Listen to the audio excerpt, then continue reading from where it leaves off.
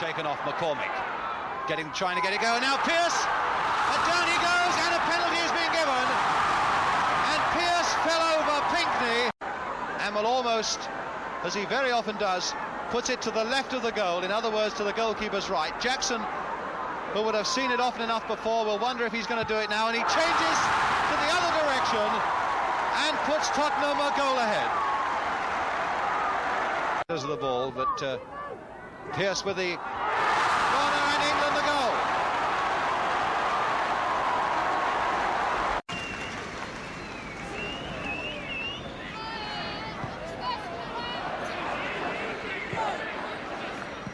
Oh, and is that going to be an own goal? It is! Oh, a crazy own goal that somehow is symptomatic of the whole afternoon of Tottenham. Rice. Graham again. Rice. Charlie George going for it. That was his header. Oh, and there was a misunderstanding there. Radford has got time to tee it up. And a handball, and he could do nothing else by Hinshelwood on the line. And that's going to be a penalty. But that was a misunderstanding in the defence when the goalkeeper was coming for it. And Radford had time to choose his spot. And Hinshelwood had to handle that off the line, and I think Harry New was quite right not to book him for deliberately handling. The punishment surely is enough, that Arsenal get the penalty, and the referee just going there to make sure that Paul Hammond stays on the line, must not move before the kick is taken, and it's Charlie George who's going to take it. Are Arsenal going ahead? No! No! Yes, the goal has been given. That must have fractionally cost the line. That must have fractionally cost the line. The whole of the ball must be across the line. Harry New, the referee, looked at his linesman, and the linesman had his flag pointing towards the middle.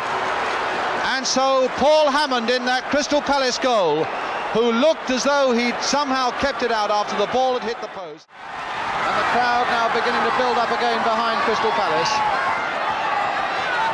Tambling looks as though he might try and in-swinger with that left foot.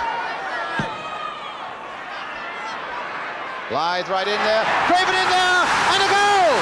John Craven has got to be credited with it, but it's the equaliser. 1-1. So John Craven makes it 1-1. And now the crowd really beginning to go. Marinello for Arsenal.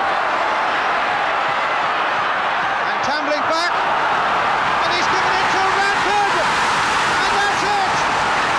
Tambling's back pass, and within a minute, Crystal Palace have given away the lead, or rather the situation of being all square, when Tambling's back pass played Radford onside, and he made no mistake.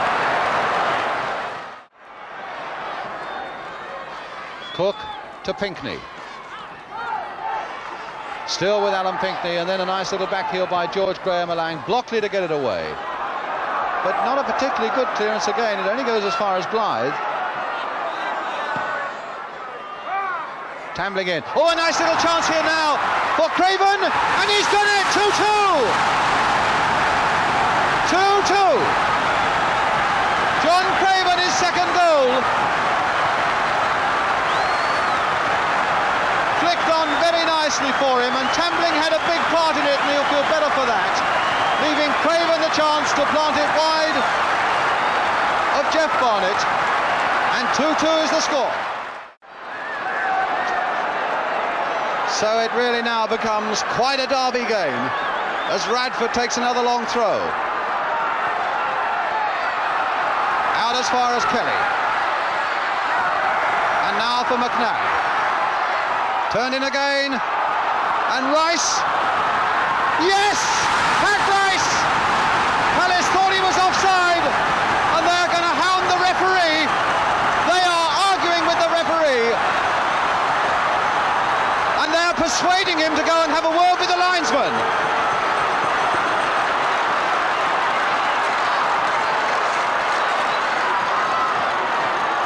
And it's a good goal. Pat Rice's goal counts. And so it becomes 3-2.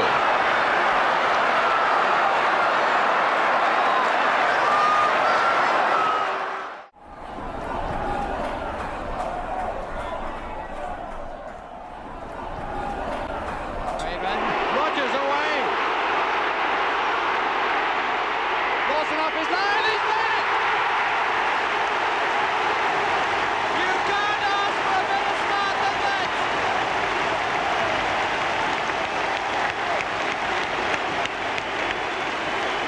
Oh, he kept his head so well! Nodded back by Bates for Bremner. But a poor one by him to Cook. And now to Hughes.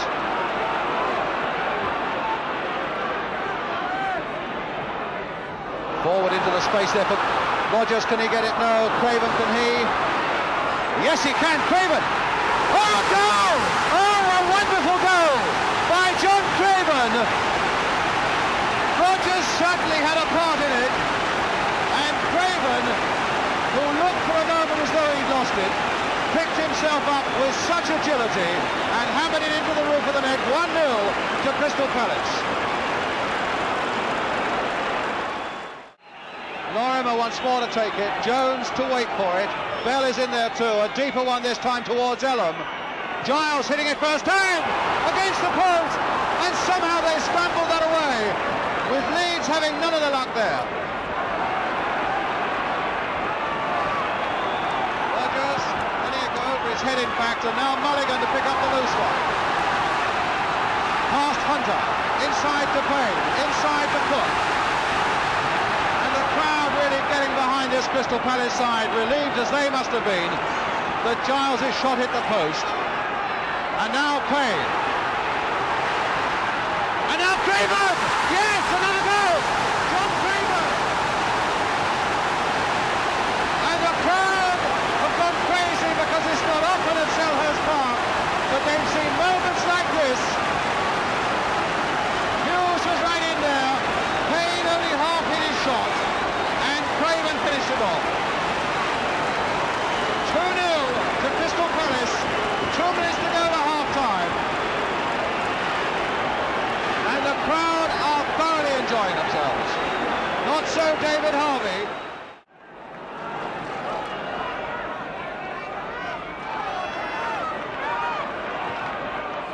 Jones, again making one of those unselfish runs, and it might lead the way open for Clark. No, it's for Jones! Yes, and he made no mistake. And that's a reward for some very unselfish running right through this game by Mick Jones. And as that ball came loose to him, left foot, bang, 2-1. Crystal Palace 2, Leeds United 1. 11 minutes of the second half gone. And it's going to be Mick Bates to take it. And Hunter again right in there. Cherry 2 and Clark. Jones in the 6-yard area. That's the man it's aimed for, Jones, and Jackson fisting it away. Cook taking too long to get it away. Giles. And a goal! Scored by Johnny Giles, and caught in the first place when Charlie Cook didn't get it out of the penalty area. Cook failed to get it out. Leeds got possession, and Giles found the far corner of the net.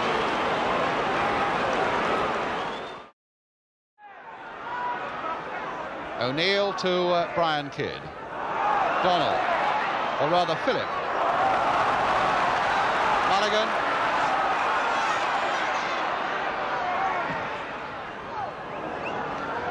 Don Rodgers. Oh, nicely inside the full-back for Mulligan. Here's a chance, and a goal! Scored by Mulligan, but made beautifully by Don Rodgers. Mulligan's goal, and his first for Crystal Palace. And he was sneaking in there, but it was the pass by Rodgers that made it.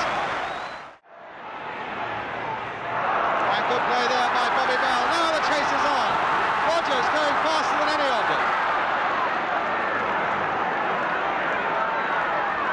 Still with Rodgers.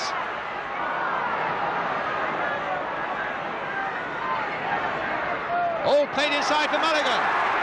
And another goal! Danny Mulligan's second.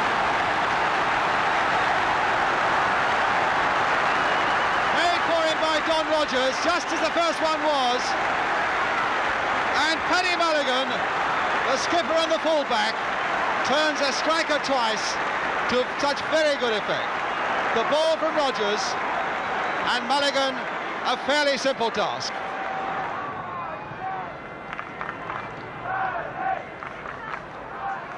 Whittle. Rodgers, and he's onside, Don Rodgers.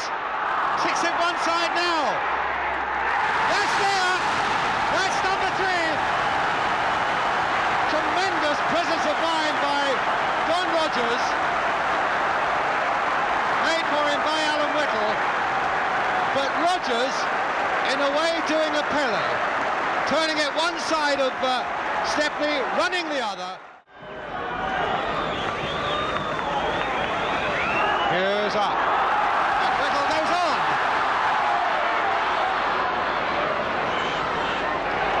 Hughes. Whittle. Well, that's incredible. Yes! Alan Whittle! Alan Whittle! His first game and his first goal. Blythe coming in for Palace. And this has been their greatest afternoon. And there's Rodgers. Will this be 5?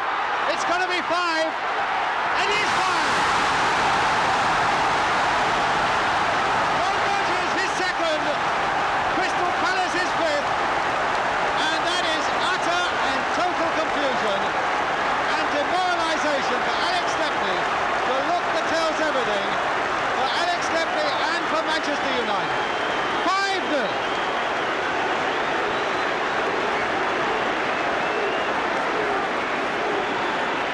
Rodgers second, and a beautiful goal it was. And yet it's only 3 short years ago that Manchester United came here as the first team to play at Selhurst Park in the First Division. And I remember a lot of people in South London were saying they were almost like men from another world, and here we are 3 years later, Palace 5, Manchester United 0. That is the final whistle. Afternoon in Crystal Palace's history.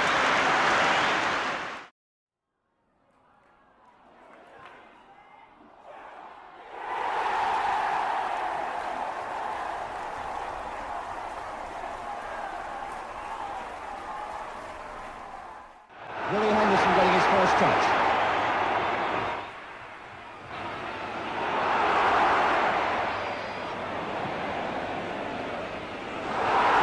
Again. No, Blythe's foul, it's a penalty. In the very first minutes, Noel Blythe has given away a penalty. Willie Henderson was the man who was fouled, jinking his way through just inside the box. It was a trip, or so it looked from here. And so in the very first minutes, John Jackson, the Palace goalkeeper, who saved from Martin Peters last week, has to face Tommy Craig.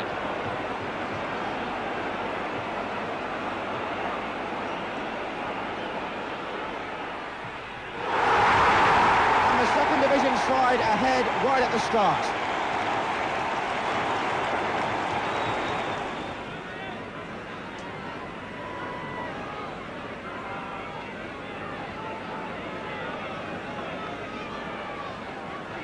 Rodgers picking up pace.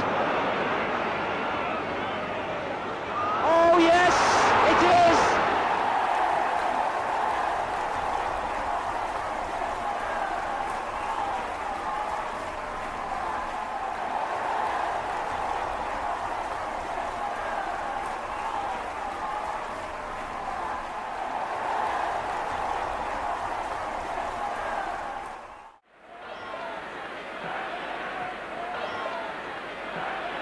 And again, Rodgers is gone. Fossey, time to tee it up, and a fine goal! Fossey, 1-0. Played beautifully through the centre of the field. And the pass, as it came to Fossey, gave him time to pick his spot, and he picked it to perfection.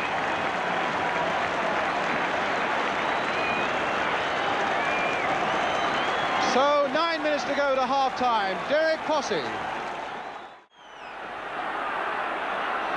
There's the pace again of Rodgers. Tremendous acceleration and control.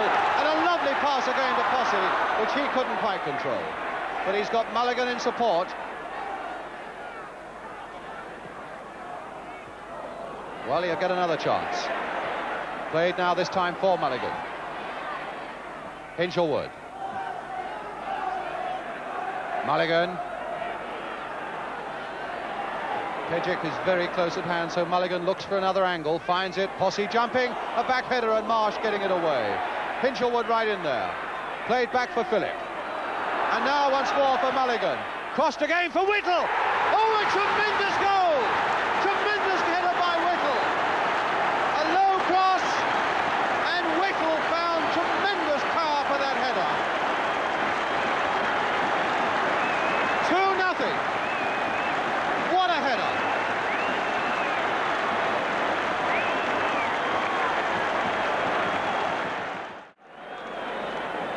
Well, someone who spent a lot of money this season have been Crystal Palace. And the man who's sought the players is Bert Head, pointing there.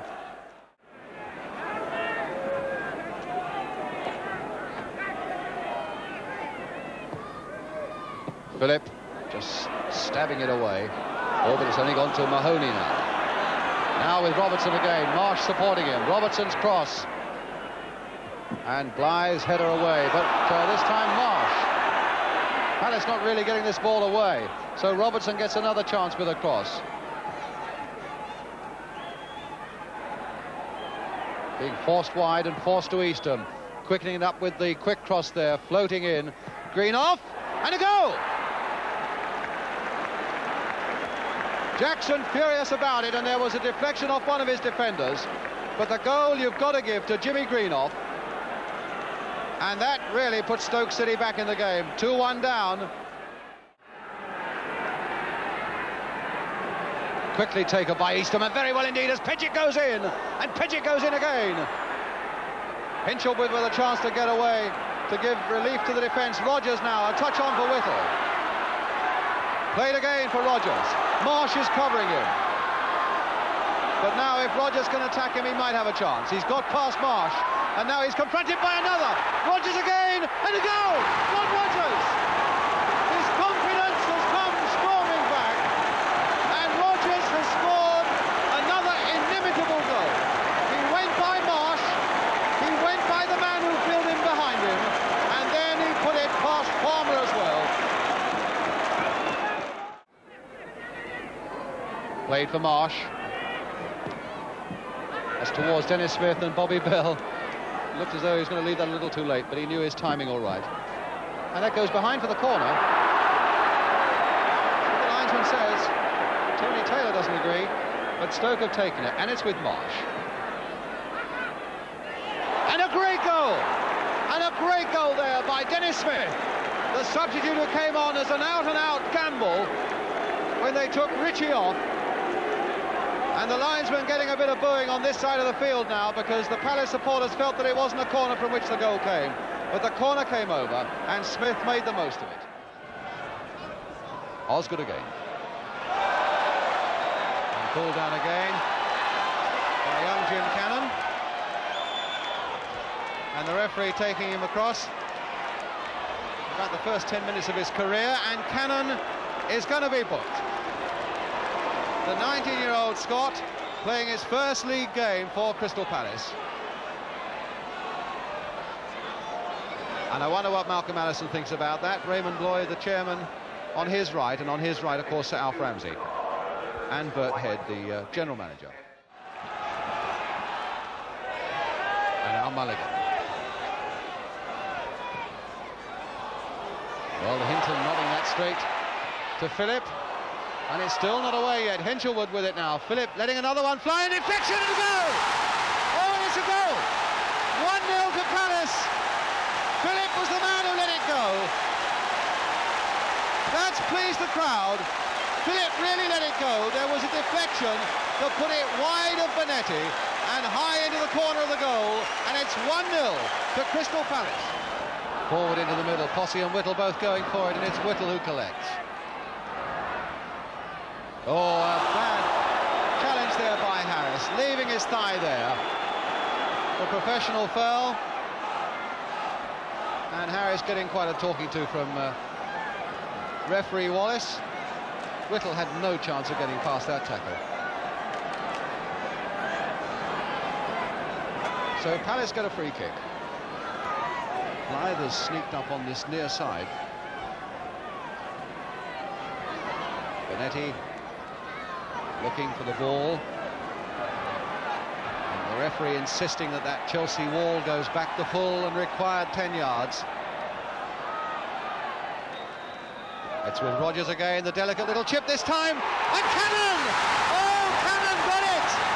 Well, and he deserves it. Most certainly he deserves it. He's played superbly in his first league game in defence. He had his name taken almost before the game had started. He's marked Osgood well, and now from that free kick, delicately chipped in by Don Rodgers, Cannon is there to make it 2-0. 10 minutes of the second half gone.